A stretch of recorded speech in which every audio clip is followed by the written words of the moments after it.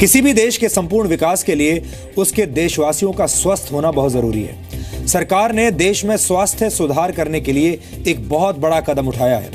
केंद्र सरकार ने नेशनल हेल्थ पॉलिसी का ऐलान किया है।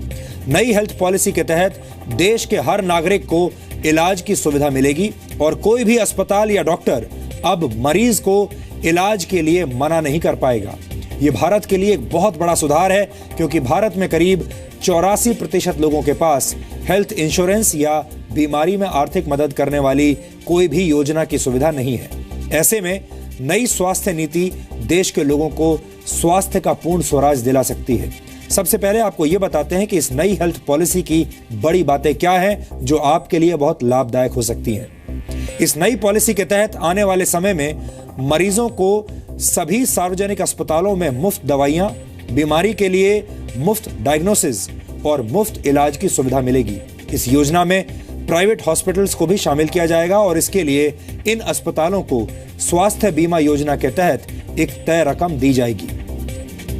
सरकार का लक्ष्य है कि वो अपने जीडीपी का कम से कम 2.5% हिस्सा लोगों के स्वास्थ्य पर खर्च करे। इस समय भारत सरकार अपने जीडीपी का सिर्फ 1.04% हिस्सा ही स्वास्थ्य क्षेत्र पर कम खर्च करती है, जो कि बहुत कम है। जबकि चीन जैसे देश बेहतर स्वास्थ्य सुविधाओं के लिए अपने जीडीपी का 3% और ब्राजील 4% से ज्यादा खर्च करता है। वर्ल्ड हेल्थ ऑर्गेनाइजेशन के मुताबिक सभी देशों को सार्वजनिक स्वास्थ्य सेवाओं पर अपने जीडीपी का 5% हिस्सा खर्च करना चाहिए। नई स्वास्थ्य नीति के तहत सरकार ने इमरजेंसी केसेस के लिए 1000 लोगों की जनसंख्या पर अस्पताल के कम से कम 2 बेड्स उपलब्ध करवाने का लक्ष्य भी तय किया है। नई स्वास्थ्य नीति के तहत कुछ और बड़े लक्ष्य भी रखे गए हैं। जैसे सरकार का लक्ष्य है कि देश के लोगों के औसत जीवन काल को 2025 तक बढ़ाकर 70 वर्ष किया जाए। फिलहाल भारत में रहने वाले लोगों का औसत जीवन काल करीब 67.5 वर्ष है। सरकार ने नवजात शिशु मृत्यु दर को भी कम करने का लक्ष्य रखा है। फिलहाल भारत में जन्म लेने वाले 1000 बच्चों में से 40 की मौत हो जाती है। सरकार चाहती है कि 2019 तक नवजात शिशु मृत्यु दर 28 हो जाए। जबकि बच्चों को जन्म देते वक्त भारत में 1 लाख माताओं में से 167 की मौत हो जाती है। सरकार का लक्ष्य है कि वर्ष 2020 तक ये दर 100 से ज्यादा ना हो। इस प्रस्ताव के अनुसार जिला अस्पतालों और इससे ऊपर के अस्पतालों को पूरी तरह सरकारी नियंत्रण से अलग किया जाएगा और इसे पब्लिक प्राइवेट पार्टनरशिप के तहत संचालित करवाया जाएगा। इस नई स्वास्थ्य नीति के तहत यह भी कहा गया है कि देश से लेप्रोसी यानी कुष्ठ रोग 2018 तक पूरी तरह से खत्म हो जाएगा। हमारे देश में अक्सर स्वराज की बातें होती हैं, लेकिन हमारे देश में आज भी हर नागरिक को, प्रत्येक नागरिक को बीमार होने पर चिकित्सा की सुविधा मिलने की कोई गारंटी नहीं है। लोगों को स्वास्थ्य का पूर्ण स्वराज अभी तक नहीं मिला है। जो लोग खुद बीमार हैं, वो एक स्वस्थ और सफल राष्ट्र का निर्माण कैसे कर सकते हैं? इसलिए भारत की बीमारियों का इलाज सरकार और सिस्टम को मिलकर करना ही होगा। फिलहाल सरकार ने नई स्वास्थ्य नीति का ऐलान तो कर दिया है और इसके लिए टारगेट भी सेट कर दिए हैं, लेकिन इन लोगों के स्वास्थ्य से जुड़ी हुई कई ऐसी दवाइयां और उपकरण हैं जिनके लिए लोगों को बहुत ज्यादा दाम आज भी देने पड़ते हैं। कुछ दिन पहले सरकार ने कार्डियक स्टेंट के दाम कम किए थे, तब हमने आपको इस विषय पर अपनी ग्राउंड रिपोर्टिंग दिखाई थी। लेकिन अभी भी ऐसे बहुत सारे जरूरी मेडिकल डिवाइसेस हैं जो बहुत महंगे हैं। इसका एक बड़ा उदाहरण है ब्लड शुगर के टेस्ट के लिए इस्तेमाल होने वाली ग्लूकोमीटर स्ट्रिप्स। भारत में डायबिटीज के 7 करोड़ से ज्यादा मरीज हैं और मरीजों की संख्या के मामले में भारत दुनिया में दूसरे नंबर पर है। ऐसे में इन करोड़ों लोगों के लिए ग्लूकोमीटर स्ट्रिप्स बहुत जरूरी होती हैं और यही वजह है कि हमने इनके दामों का एक गहरा डीएनए टेस्ट किया है।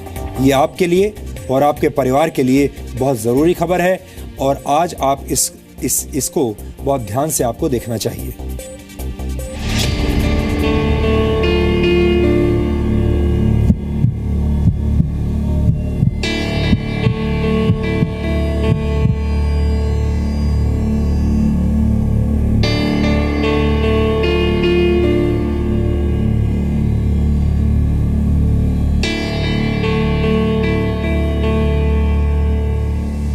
सरकार ने कार्डियक स्टेंट्स के दाम तो कम कर दिए, लेकिन अभी भी बहुत सी बीमारियों के मरीजों को राहत नहीं मिली।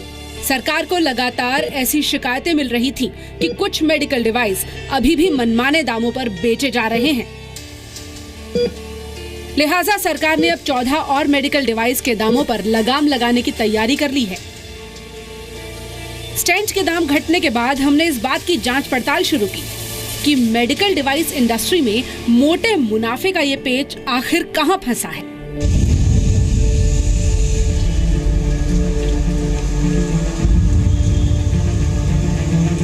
हमारी पड़ताल में एक हैरान करने वाला सच सामने आया। ये एमआरपी घोटाले का ऐसा सच है जिसे समझने के बाद आप भी हैरान रह जाएंगे।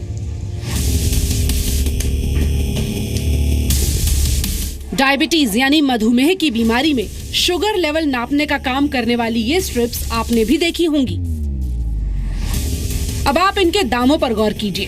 बाजार में अलग अलग कंपनी की स्ट्रिप्स का रेट 1400 से लेकर 2800 रुपए तक है। किसी कंपनी ने इसका दाम 2800 रखा है तो किसी ने 1500 रुपए। लेकिन ये सिर्फ एमआरपी है। बाजार में ये स्ट्रिप्स आपको 800 रुपए से लेकर 1300 रुपए और 1500 रुपए में भी मिल सकती हैं।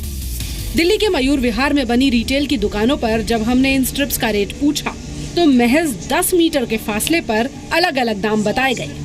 कहीं 1300 रुपए तो कहीं 1400 रुपए। यानी एक स्ट्रिप आपको 15 से 30 रुपए तक की पड़ सकती है। कौन सी आपके पास स्ट्रिप्स? और एक्टिव एक्यूचेक एक्टिव कितने की है 100 स्ट्रिप्स की?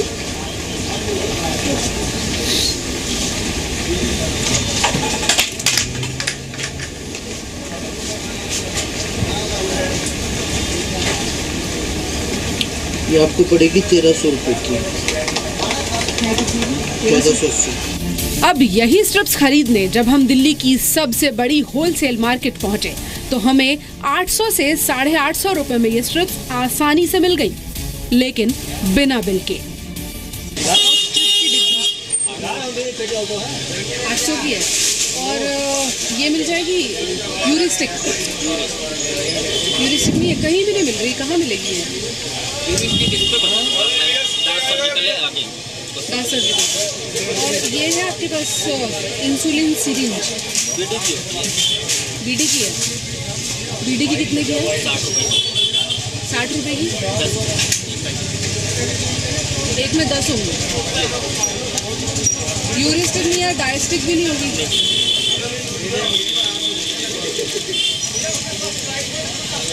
ये 10 का ही आता है, इससे बड़े का बात नहीं है। इसका बिल मिलेगा? बिल नहीं मिलेगा। आखिर हमने एमआरपी का ये खेल समझने के लिए सीधे मेडिकल डिवाइस बनाने वाली कंपनियों से बात की तो पता चला कि हमारे देश में मेडिकल डिवाइस की एमआरपी तय करने का कोई पैमाना ही नहीं है। सामान बनाने वाली कंपनी जितना चाहे दाम तय कर सकती है, यानी लागत और दाम के बीच में कोई तालमेल नहीं है तो मुनाफा कितना भी तय किया जा सकता है। एमआरपी मेडिकल डिवाइस में कंपनी खुद डिसाइड करती है। It is there decision. कितना लिखना है, जो उनकी जितनी इच्छा है वो कर सकते हैं।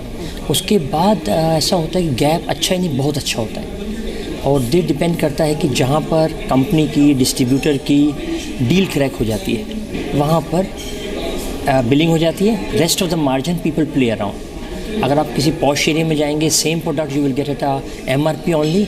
You will come to some competitive place, किसी हॉस्पिटल के बाहर अगर हैं वहाँ जहाँ 20 केमिस्ट हैं, कोई 10% ऑफर देगा डिस्काउंट, कोई 15%, कोई 18% भी दे देगा, but still there is a huge margins.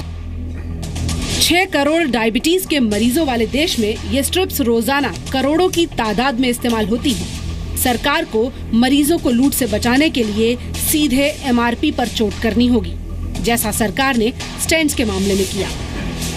एक स्ट्रिप ही अगर आप बात करें तो 25 से 30 रुपए है और उसको अगर 2 से 3 दफ़े करनी पड़े तो मंथ के जो है उसमें एवरेज ही पैसा काफ़ी बढ़ जाएगा। अगर इनको सस्ता कर देंगे तो आई एम श्योर कि लोगों में एक तो जो है टेस्ट करने के लिए भी फ्रीक्वेंसी बढ़ जाएगी और ये बात पक्की है कि जो लोग टेस्ट करते हैं वो बहुत अच्छी तरीके से अपने शुगर को मॉनिटर कर सकते हैं। इसी तरह कूल्हे और घुटनों के इम्प्लांट से लेकर छोटी सी सीरिंज तक हर चीज में एमआरपी का खेल है। विशेषज्ञों का मानना है कि दाम का क्वालिटी से बस एक हद तक ही लेना देना है, क्योंकि इसके बाद मार्केटिंग और डिस्ट्रीब्यूशन के अलावा डॉक्टर भी ये तय कर सकते हैं कि किसी प्रोडक्ट की कितनी डिमांड होगी। एमआरपी का तो सिर्फ उन्हीं का क्राइटेरिया है जो ड्रग्स नोटिफाई हों और इसके अलावा national list of essential medicine में आए, तभी उनके ऊपर प्राइस कंट्रोल होगा। मेडिकल डिवाइसेस जो हैं वो उसमें अब जैसे सीरिंज है वो भी एक मेडिकल डिवाइसेस है। अच्छा, और ये जो स्ट्रिप्स आती हैं यूरिन को टेस्ट करने की, ब्लड को टेस्ट करने की, ये भी मेडिकल डिवाइसेस में आती हैं। पर जैसा मैंने कहा है, जब तक आप उनको ये घोषित नहीं करो कि ये ड्रग्स हैं, मेडिकल डिवाइसेस नाम की कोई चीज़ नहीं होती। वो ड्रग्स को पहले करिए, इसके बाद में उसको national list of essential medicine में लाइए और फिर ही उनके ऊपर प्राइस कंट्रोल हो सकता है। कुल मिलाकर जीवन रक्षक दवाओं और उपकरणों के नाम पर बीमार जनता को लूटा जा रहा है। सरकार को इस अदृश्य लूट पर लगाम लगानी होगी, तभी एक आम आदमी को भी स्वास्थ्य का स्वराज मिल पाएगा। पूजा मक्कड़, जी मीडिया, दिल्ली।